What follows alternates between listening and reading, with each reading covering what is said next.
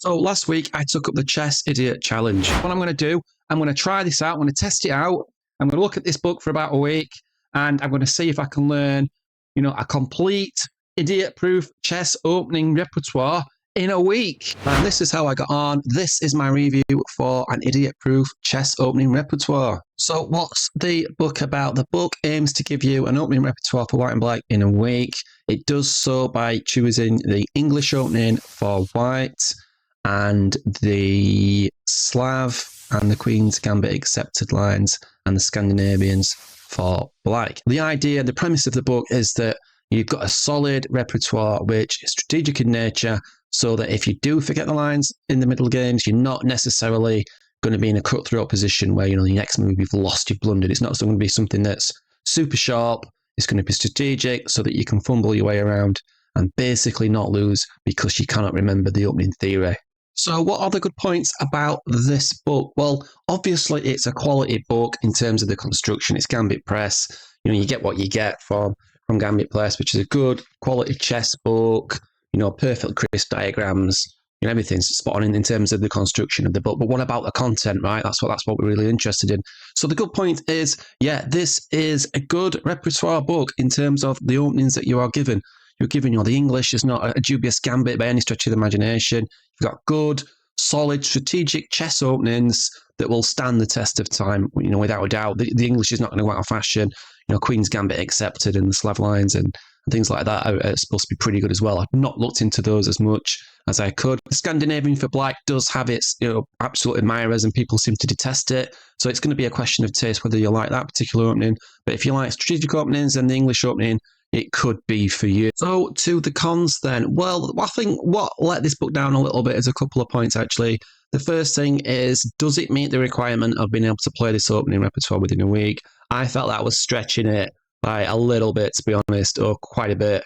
Don't expect to pick this book up and, just be able to go with it and run with it and think, oh yeah, because there's a lot of variations in there, right?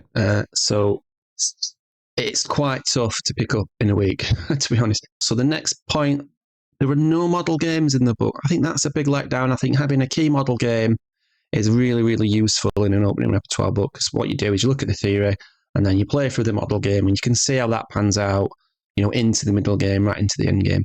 And not having model games, it's got references to games, so you could sort of look that up yourself, find them on databases and things like that. But not having actually any key model games, felt that was a bit of an omission, to be honest. I also felt that in terms of the plans and ideas, there was that discussed at length in certain variations, and in other variations it was a little bit light. So if you've not got the model games, you at least need the verbal information to give you the ideas in the position. So therefore, I think the book is aimed at players that are definitely not beginners or post-beginners. It's aimed at probably the intermediate player who's played quite a lot of chess and might want to switch things up a little bit and change the repertoire. So if you're, I don't know, 17, 1800 plus, and you're interested in learning the English, then this book might work.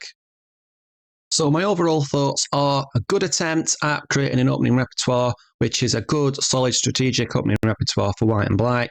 Obviously well-researched, well put together. It's a quality piece of production in terms of the writing. But the bad points I've just mentioned lay it down a little bit for me. Will I be playing any of these openings in the future? No, I will not, but that's not down to the book necessarily. Right? If I really wanted to study the English, then I would be happy with this book and I would put a lot of work in. But I think openings are quite personal. I think you've got to really sort of resonate with an opening that you choose. And I just don't resonate with the English at all, really. And Scandinavian, I'm not sure. And the other lines, I don't really feel any sort of connection. Whereas I can pick an opening and suddenly it just feels right. Right, like I've recently been looking at the Stonewall attack as white. It just feels right for me. Caveman attack stuff. Let's go for the kingside attack. That works with me. The more strategic approach with the English, it doesn't really work with me. So it might work with you. This book might work for you. It might work for you. It might not. Right? It depends on whether the openings suit you or not. For me, they definitely didn't, and that's not a criticism of the book.